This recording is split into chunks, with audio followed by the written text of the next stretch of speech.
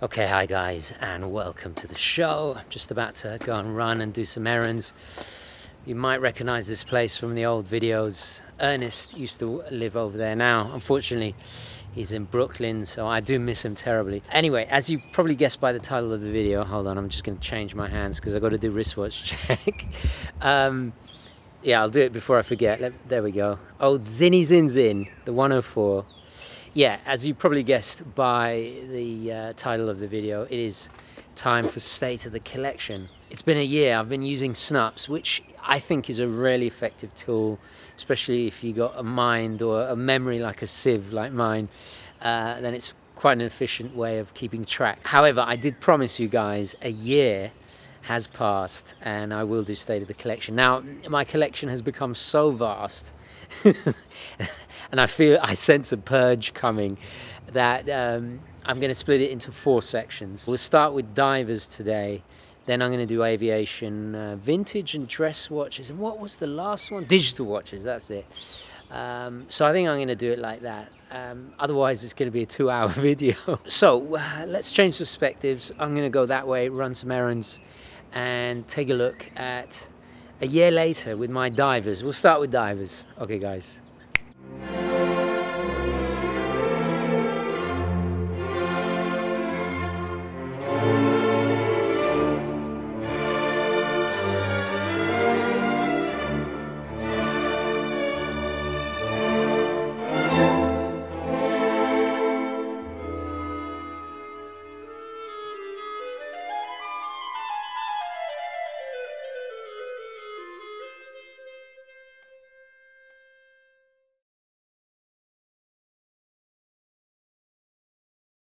I'm going to go through my 7 watches in my dive watch collection, and I just must state that I'm going to be discussing, I'm not going to go into the specifications, you know, the precise minutiae of every single little detail. It's not about that. I've reviewed all the watches extensively, so have a look back. This is really just to focus on how I feel with these watches a year later, what I've added, what I like, what I dislike, my personal relationship, if you will. Not to sounds a little pretentious, but I think at the end of the day, this is what watch collecting is all about. Quick little recap. I've added a shelf, and I think this is quite a good way of doing it. Where is it? Digital, here we go. Watches I've given away, gone but not forgotten. So my previous SKX 007, which I've replaced with the 013, is the only one, the only diver. Oh, and an Aviharva, but that was more of a aviation piece. The Arnie went, but I only bought that for review. I think that's it. Oh, no, there we go. There's the Seiko 5, which I modded. That did go. I sold that to my good friend Jaime, who actually lives in New York, so that's not too bad. I just didn't wear it. I mean, cracking watch. I modded it to my specifications, but as you'll see, it kind of got replaced by this, which I was wearing yesterday, the Delorean Neptune diver. I adore this watch. I mean, it's a 39mm, has one of the best bracelets. I love the way it's articulated. There are some things I don't like about it. For example, there's no diver extension. But you guys know I always wear watches on a NATO strap. So for a bracelet to be predominantly on its original bracelet is fairly, it means something, you know. Oh, look at the beveling as well. That big crown. Oh, that domed plexiglass, I just love it. Not everybody like this, it does scratch easily, but guys, you know, get some polywatch and it's fine again. Even drilled lug holes, I just adore this watch. Encapsulates everything that a good microbrand should do. It's affordable, it's got a classic design, it's original in its own way, pays tribute to some absolutely beautiful classic watches. These watches always pull me back. You can never really truly get out of this watch collecting hobby because there'll always be that next release that just pulls at those heartstrings. Let's just pop it on. If you saw my Instagram post, I wore it yesterday And look at that. That is perfection. I love it. Oh, yeah, it's as close to as a perfect dive watch. No date. There's some minor things I would have changed, but you know, it really is a capital of order, this. Yeah, I love that tapering of the bracelet. So for me to actually wear it on the bracelet is pretty rare. There's even a little loom in that arrow, which was a nice surprise. A decent bezel, well, especially compared to the Seikos at this level, and I love the dial. You know what's interesting? The Gentry have started calling it the gold finger, because it does really give you that James Bond retro 60s feel. What was the movement? I think it's the NH 35A, which is rock solid. You know, if I unscrew the crown, we've got manual wind, and if I pull it out all the way, it is hackable. So, you know, a great Seiko movement that you'll see in a lot of micro brands. This really was my favorite release, and oh, look at the way it plays with the light. The favorite release of 2018, without a shadow of a doubt. Exquisite quality, really chuffed to bits with this, and you can see why I had to keep the gilt dial. Yeah, it's magic. So yeah, that's definitely in my collection. Now there's two cases here. This, as you can see there, is from Dan Henry. This is what my little, oh God, the name escapes me. The 1964, the Gran Turismo came in, and I keep it to house my divers. And this one over here, let's just move that, is a gift from Brimont. They gave me this as a thank you for hosting the event at their store here in New York, which we will hopefully do again. And you're going to see a lot of different cases over the next 4 episodes of State of the Collection. But the nice thing about this is, as you can see, made in England with that lovely, luscious, soft suede.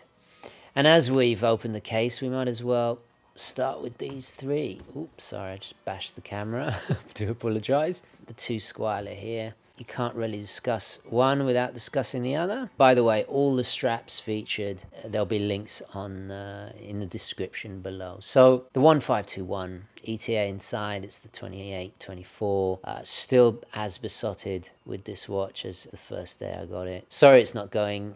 This hasn't been in rotation. I just got these out of the bank, so you know, I don't think that's going either. I haven't worn it for a while, mainly because, well, you'll see why in a little while. But what can I say about this case? You know, this case originally made for Blancpain, which, you know, if you ever see one of those, is really collectible. That sunburst blue dial, it just brings a smile to my face, that curvaceous case. It's just so distinctive and so unlike anything. You can see why I fell in love with it. And it started a 4-year love affair with Squale. It really did. It's not the perfect watch. The bezel is a little. Actually, this one's the newer one, because this is a rebuy, if you recall. It's a bit stiffer, but it's not the best bezel in the world. And then in last year, when I went to just before I went to Switzerland, the trip for Switzerland, Squale honoured me with a limited edition. 100 pieces, which still, you know, I still pinch myself. And I wanted a no date, and yeah, it was just a really magical experience. And yeah, I still can't believe it. Exactly the same, just different colours, obviously. That slate grey. We spent months trying different dial combinations, and of course the good luck cross hidden in the hour markers. If there was ever a word to describe that resplendent effect the Squale has, it's pulchritudinous. It really is. Yeah, still love them. You know, I would never tire of these watches. Such fun, you know, and that's what it's all about, guys.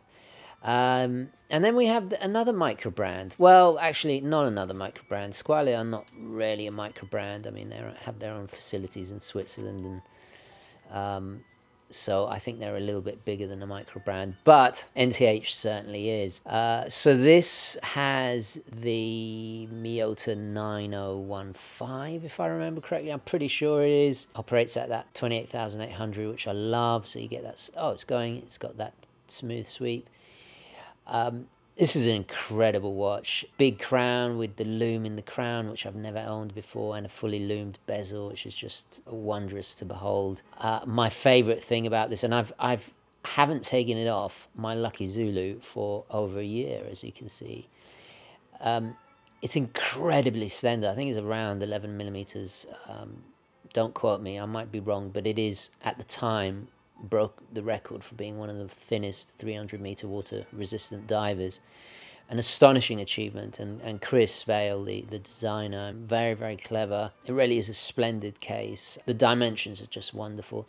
And it's a shame that it does suffer a little bit from the effect that the snowflake hands. I love the snowflake hands, but to the untrained eye, if you're not familiar with Tudor especially, you're going to, and it's forgivable, you're going to mistake this for just a Tudor homage. But if you really know your dive watches, you'll see that it's actually a homage to a whole entire era of military divers. You've got a little bit of Rolex with the crown, you've got a little bit of Omega with the case, and of course the hands and the dial, very, very Tudor. That brushed bezel insert is just sublime. I love the color and the way it changes. It rivals the Azzurro of the Squale, it really does. But it's amazing how many different blues you can have. Yeah, wonderful, wonderful watch. I must admit, I haven't been wearing it as much because of the arrival of really the Delorean, and you're going to see in here, where is it? My Tudor, my little Tudor sub. So just to go back, the NTH I had since a year, exactly a year. These I've had for several years. That I bought, when did I buy this? I think at the beginning of the year, a couple of months ago, I can't even remember. And then this, the Tudor sub here, this was in March, I believe. Yeah, March 2018. So I haven't had this one that long, but it's taken so much wrist time. This is the smaller mid-size. Some people call it the mini sub, but actually it's not. The mini sub is even smaller. I think the mini sub is like 33 or something. This is 36. I can't remember. And then there's the lady subs. So Tudor have a lot of different size submariners. So this is from the mid-90s. Very dated with the tritium lumen. However, it does have the sapphire. I adore it. I've put it on the NDC, you know, historically accurate. This is the only company in the world that uses the actual, this is military surplus material. I mean, there's a few companies that do it, obviously, but this is the only company in the world that is the real thing. The other companies, other brands are reproduction, but yeah, they just had to go together. I love the blue. Again, a totally different blue. If we look at these blue all together, which makes it impossible to ever sell them because well, amazing how many hues of blue you got going on there. This is kind of neon, and then you got the Azzurro here, and then finally this navy / royal blue. It gets a lot of wrist time simply because it's so comfortable. The size, I love it. The curious bidirectional bezel, which I've still never got used to. Inside the 2824, the same as the Squale. I'm really looking forward to seeing that tritium lume discolor and age. So I snagged this little bargain, initially unintentionally, but in hindsight, so thankful because I only paid $2,500. These days, they're just exploding in price, closer to $5,000, which is phenomenal. And it did actually come on the Jubilee bracelet with the box and everything. So yeah, pretty chuffed with that pickup. What else can I say about this watch? I just love it. I just love it. Oh, and it's got the old school Rolex crown. Then we have the Venerable Skx, the final Skx. Well, perhaps not. I've come to a bit of a conclusion about this watch. This is the last one I've had modded, and this is the SKX 013. I had a fully loomed bezel. I had the movement upgraded to the NE15 so I could have manual wind and hacking. Yeah, so we got manual wind, which is really nice, and pull it out all the way and you can see it's hackable. That double domed sapphire with the anti-reflective coat. I mean, this is an SKX tarted up to the nines. It really is. I love the Cerakoting. It gives it this tactical look, non-reflective. However, I'm going to send it back to Jeff to change the bezel insert. Although I love it being loomed up, I feel it's a bit too glossy. It's trying to mimic ceramic. I don't really think it matches the tactical look. Also, he's started introducing loomed crowns with the Seiko S, which is just so cool. So I kind of want that too. Yeah, I wear this typically on Seiko Saturdays, but I must take more photos. I haven't posted a good photo of this for a while. I'm not going to go on and on about the SKX. Even without the upgrades, it's still one of the most iconic, best affordable divers out there. I will always have a Seiko SKX in the collection no matter what. And it's nice just to have the personal touch. I've kept the hands. I love the arrow tip hand there, which is something you get on the 013. You don't get on the its bigger brothers. A little bit tall compared, because it's made smaller, but the height is the same, so it does wear a little bit tall. Oh, and my favorite feature of this is the case back. The way Jeff, Watchmaker 4, has sandblasted the case back is, it is absolutely gorgeous, and it really accentuates the Hokusai inspired wave. I've got to say, I think it looks even better. Yeah, I love this watch. This is the, actually, let's just pop it on, hold on. I must say I was a little bit kind of shocked at how small it was after wearing the 007 for so long. But you get used to it. You have to kind of break it in with the smaller sizes. You have to give them a bit of time. Sorry about all the fluff. It's coming off my gloves. Look at the way the hue of blue. Oh, sublime, sublime. Anyway, I'm going to keep it on. And then, of course, last but by no means least, possibly one of the greatest divers of all time, the Rolex Submariner. Hasn't gone anywhere. I've come so close to selling this so many times. This I've had since the beginning of the channel. I started this channel with this, an Oris Aquis, an SKX, the Flighty, I think, a Hamilton, and I think, did I have an Omega? Did I have a Speedmaster? I can't remember. But yeah, bought this for my 30th. I didn't mention the bezel on this. The bezel is still kind of that SKX, you know, a little bit cheap feeling, I guess. This undoubtedly has the best bezel action I've ever.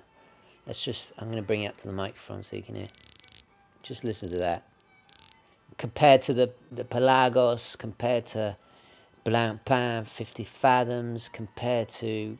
There isn't a diver I've experienced that has a bezel. You know, the Amigas, the Planet Ocean, all of them. God, it's still as bewitching as the first day I bought it. It's a beast. It is big. Sadly, I hardly wear it. Interestingly, I choose the Tudor sub. It's a little bit more low-key. I just feel weird wearing this on NATO straps or Zulu straps, and the... I mean, it works with the NDC strap perfectly fine, but it's got the best bracelet. It has... I love the Oyster bracelet, and of course the glide lock system. It's perfect. Oh God. Inside, it's got one of my favorite Rolex movements, the 3135, which hasn't missed a beat, so to speak. Sensational bit of engineering, and typifies everything that is so respectable about Rolex. With the exception of, I guess you could say the SKX is in-house, but yeah, it's the only in-house movement here. That's the thing about the Submariner. It's the most hated and loved watch in equal measure. Revered, you've got to respect it. And most often than not, the people that criticize it, they've simply never owned one. If somebody says, oh, I can't stand it, oh, it's too big, or oh, blah, blah, yeah, sure, yeah. But trust me, wear this for a week and you'll be singing a different tune. And actually that goes for most watches. Nothing is as enriching and validating as experience. Every other diver here has limitations, and the Submariner has limitations. It's not perfect, but this is the benchmark. This is a line drawn in the sand that every other diver excuse me, will forever be compared to. Yeah, I really should wear it more. It sits in the bank for far too long, but anyway. So that's it. That's my 7 divers. Actually, let me just take this one off. I have to trim a little bit of the fat here. I think I have too many blue divers. Most likely the NTH will go, especially as the Catalina is arriving. I don't really want to have 2 of the very, very similar watches, but then again, I have obviously with the Squale, but I can't, obviously I can never sell this. This is going to my grave with me. And the 521 is too special. I'm having a lot of fun with the Delorean. I don't know what I'm going to do with my sub. I am considering possibly selling it towards putting the money towards my AP, the Royal Oak. A grail for a grail, I think that's excusable. The SKX, I'm going to change a little bit. Tudor's definitely staying. In fact, if I could pick one watch, if I only had to keep one watch, I'd probably keep the Tudor. Shocking as that may be, but I just love this little beast. It's a tough little cookie. I love the fact it's worn in, it's got scratches and dents, and I deliberately put it in the sun during the summer to try and fade the, get extra patina. I'm tempted actually to flip the, take out the insert and bleach it, you know. Right, there we go. There's my divers. So what's next? Aviation watches. Yeah, so stay tuned for part 2. What's your favorite dive watch? How many divers have you got in your collection? Yeah, please do share that. So I'm going to leave it there. Thank you very, very much for watching. Please don't forget to like this video if you enjoyed it and found it useful. And as always, guys, I will catch you in the next one. Okay, ciao. This is a public service reminder for the good Gentry. Please follow us on Instagram, join the Facebook UGWC group, and click on the bell to keep notified of new videos. Don't forget to keep it positive, keep it Gentry, onwards and upwards. Thank you.